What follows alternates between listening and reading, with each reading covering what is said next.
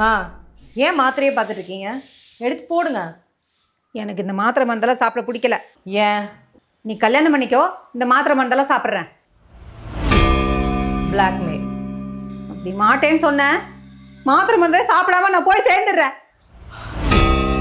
Emotional blackmail.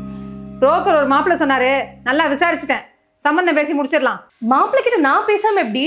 அம்மா தாயே, நீ கேட்குற கேள்விக்கெல்லாம் இந்த உலகத்துல எந்த பயனும் கிடைக்க மாட்டான். முன்ன பின்ன இருக்கதான் செய்யும், அட்ஜஸ்ட் பண்ணி போய் தான் ஆகணும். அட்ஜஸ்ட்மெண்ட் பொண்ணுங்க நாங்க அட்ஜஸ்ட் பண்ணி போனோம். இப்படி அட்ஜஸ்ட் பண்ணி தான் ஆம்பளைங்க தலை மேல ஏறி உட்கார்ந்துட்டு இருக்கானுங்க. ஏண்டி இங்க என்ன நீயா நான் ப்ரோக்ராம் நடக்குது? ஏண்டி போட்டு பேசிட்டு இருக்கிற? லைஃப் ஃபுல்லா அவன் கூட தான் வாழ போறேன். ஒரு 10 நிமிஷம் பேசக்கூடாதா? அப்படி பேசினா என்ன ஆயிட போகுது? பேசு, நான் வேணான்னு சொல்லல. ஆனா அவன் அதை சொன்னா இதை சொன்னான்னு வந்து என் கண்படி வந்து நின்றாத. நீ இதுக்கு ஒத்துக்கிற வரைக்கும் எனக்கு மாத்திரை வேணாம், ஒண்ணு வேணாம்.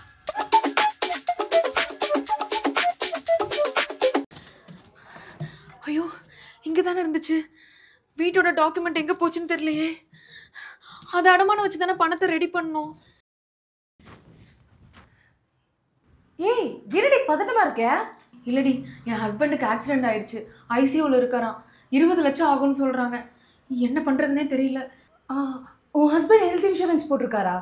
ஹெல்த் இன்சூரன்ஸா? தெரியலையே. இல்லடி, அன்னைக்கு நான் ஹஸ்பண்ட பேசினப்போ ஹெல்த் இன்சூரன்ஸ் போட்ட மாதிரி தான் சொன்னார். மந்த்லி 400 to 500 கட்டிட்டு இருக்கேன்னு சொன்னார். நீ அவரோட ஃபைல்ஸ் இல்லைன்னா இமெயில் ஃபோல்டர் செக் பண்ணிப்பாரு. பாலிசி டாக்குமெண்ட்ஸ் கண்டிப்பாக இருக்கும். அதை வச்சு 1 crore வரைக்கும் கிளைம் பண்ணிக்கலாம். ஹாஸ்பிட்டல் பில்ஸ்லேருந்து ஐசியூ பில்ஸ் வரைக்கும் பார்த்துக்கலாம். அப்படியா? ஒரு நிமிஷம். ஏய் இருக்குடி, எல்லாமே கவர் ஆகுது. ஒரு டெடிகேட்டடான ரிலேஷன்ஷிப் மேனேஜரை வச்சு ½ an hourல கிளைம் பண்ணிக்கலான்னு போட்டிருக்கு. நல்ல வேலை அவர் ஹெல்த் இன்சூரன்ஸ் எடுத்தாரு.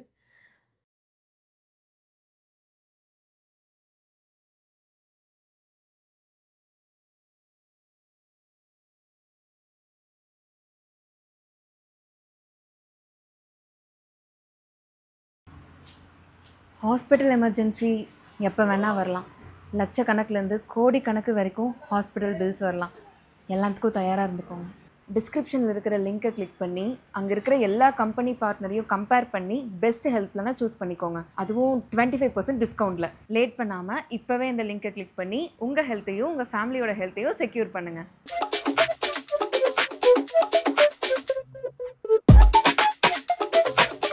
சொல்லுங்கள், ஏதோ பேசணும்னு சொல்லுங்கள். கல்யாணத்துக்கு முன்னாடி எல்லாம் ஓப்பனாக பேசிட்டா எந்த ஒரு ப்ராப்ளமும் வராதில்ல. ஓகேங்க, சொல்லுங்கள். நான் கேட்குறதுக்கு ஹானஸ்ட்டாக பதில் சொல்லுங்கள். ஏன்னா சில பேர் நான் கேட்கும் போது நல்லவ மாதிரி பேசிட்டு இருக்கிற எல்லா யோக்கியத்தனமும் பண்ணுவாங்க. ஏங்க அப்படி சொல்கிறீங்க? என்னாச்சு? அப்படி தான் எங்கள் அம்மா ஒரு பையனோட ஃபோட்டோ காமிச்சு கம்பல் பண்ணி பேச வச்சாங்க. நானும் நம்பி போய் பேசினேன். சரக்கு அடிக்கிற பழக்கம் இருக்கா? ஐயோ, குடிப்பழக்கமா? அந்த வாடையே எனக்கு ஆகாதுங்க. இங்க பாருங்க மிருதுலா, ஆக்சுவலி நான் மது ஒழிப்பு போராட்டத்திலலாம் கலந்துட்டு இருக்கேன். தமிழ்நாட்டில் மது ஒழிப்பு கொண்டு வர சொல்லி சிஎம்க்கெல்லாம் மனு போட்டிருக்குன்னா பாருங்களேன். சூப்பருங்க. எனக்கு ஒரு 2 நாள் டைம் கொடுங்க, யோசிச்சு சொல்கிறேன். சரிங்க.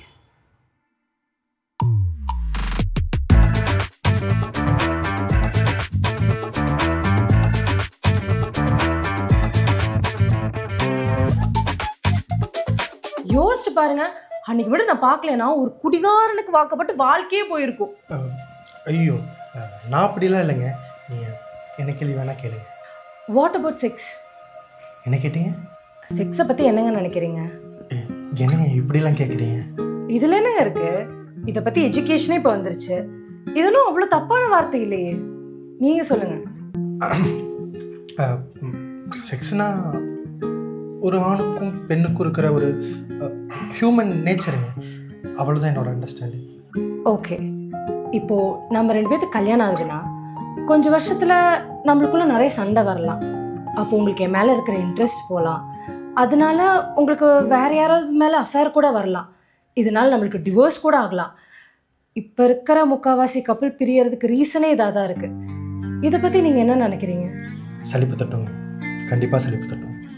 ஆனால் அந்த சலிப்பை தாண்டியும் என்னால் நீங்கள் இல்லாமல் இருக்க முடியாதுங்கிறதும் உங்களால் நான் இல்லாமல் இருக்க முடியாதுங்கிறதும் நம்ம 2 பேத்துக்குள்ளே இருந்தாலே போதுங்க.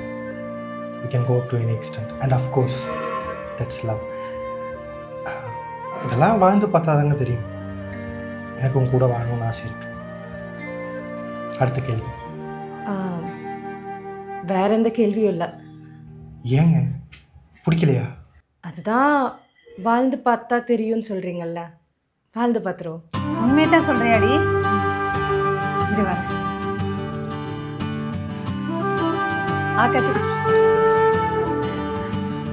உடனே நிச்சயார்த்தத்தை வச்சுக்கலாம்.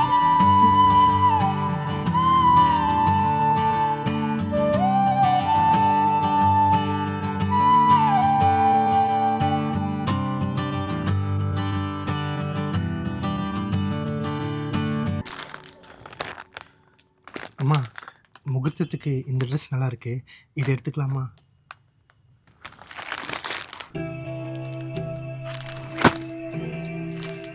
இந்தா இதை போட்டுக்கோ.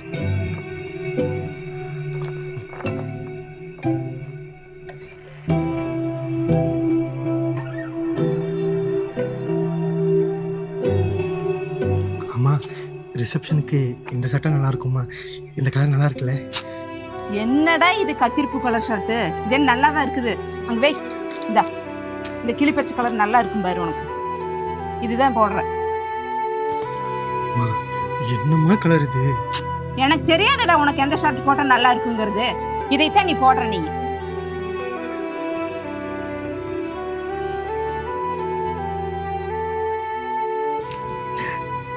முகூர்த்தத்துக்கு இந்த புடவை நல்லா இருக்கும். உனக்கு பிடிச்சிருக்கா? இதே எடுத்துக்கலாமா? ஐயே, இது என்ன கலர் இது? இதே கட்டிட்டு தான் நாளைக்கு மணமேடையில் என் பையன் பக்கத்தில் உட்கார போறியா நீ? இது அங்கே ஒரு அப்பள கலரில் ஒரு புடவை இருக்கு பாருங்க, அந்த புடவை எடுத்து காட்டுங்க. அது நல்லா இருக்கு. புடவையை கட்டிக்க போறதுன்னா எனக்கு தானே பிடிச்சிருக்கணும். நீங்க எதுக்கு இதெல்லாம் கேட்டுட்டு இருக்கீங்க? நீங்க ஒரு ஷர்ட் வாங்கணும்னா கூட உங்க அம்மா கிட்ட கேட்டு வாங்குறீங்க. செல்ஃப் இண்டிபெண்டா இருக்கணும்னு கூட உங்களுக்கு தெரியாதா? என்ன நீ இப்பவே இந்த வாயில் அடிச்சுட்டு இருக்கிற? நாளைக்கு என் வீட்டுக்கு வந்தாலும் இதைத்தானே பண்ணுவேன். என்னவே வித்து போடுவியாட்டு இருக்குது. இங்க பாரு, என் பையனுக்கு என்ன வேணுங்கிறது முடிவு பண்ண வேண்டியது நான். நாளைக்கு என் வீட்டுக்கு நீயே வந்தாலும் அதை நான் தான் முடிவு பண்ணணும். புரிஞ்சுதா? அம்மா, கடைக்கு வந்திருக்கம்மா, கொஞ்ச நேரம் அமைதியா இருமா. என்னடா இப்பவே அவளுக்கு வக்காலத்து வாங்கிட்டு இருக்கிற? ஏண்டி இப்பவே என் பையனை முந்தாண்டியில் முடிஞ்சு வச்சிருக்கையாக்கு? வாடி போடி, நீங்க நடக்கிறதே வேற. என்னடி பண்ணுவ? மா, இந்த கல்யாணம் எனக்கு வேண்டாம். ஏய், என்னடி சொல்லிட்டு இருக்க? பத்திரிக்கை அடிச்சு நிச்சயம் முடிச்சு ஊருக்கெல்லாம் கொடுத்து முடிச்சாச்சு. இப்ப போய் வேண்டான்னு சொல்ற. அதை முதல்ல சொல்லி தொலைக்க வேண்டியது தானே. என்ன பண்றது ஆண்டி, உங்க சுயரூபம் இப்பதானே தெரியுது. ஏங்க சாரிங்க, விட்டுருங்க. டே அறிவு கட்டவனே, என்னடா அவகிட்ட போய் சாரி பூரின்னு சொல்லிட்டு இருக்கிற? அவ என்னடா கல்யாணத்தை வேண்டான்னு சொல்றது? இப்ப நான் சொல்றேன்டா, இந்த கல்யாணம் நடக்காது. வாடா மா, இப்போ உனக்கு பிடிச்சதா எடுத்துக்கோ. சரியா?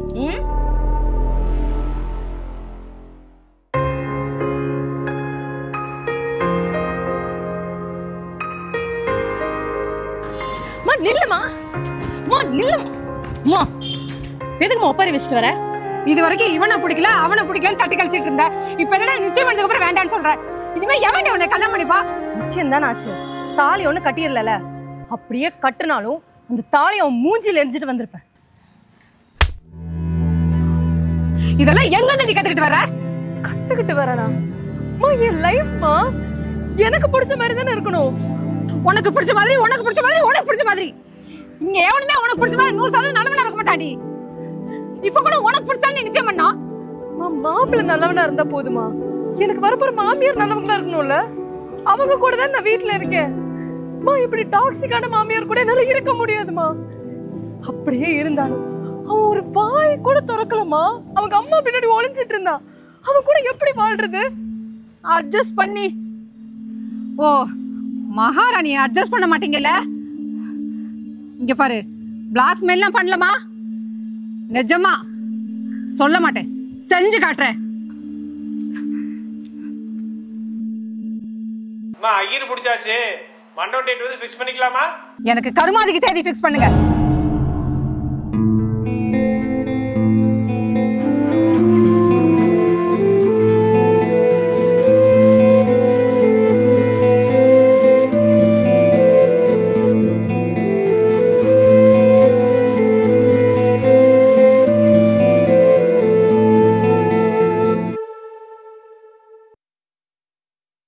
இந்த வீடியோ உங்களுக்கு பிடிச்சிருந்ததுன்னா கீழே இருக்கிற பட்டனை கிளிக் பண்ணி இஎம்ஐ ராணி சேனலை சப்ஸ்கிரைப் பண்ணிடுங்க.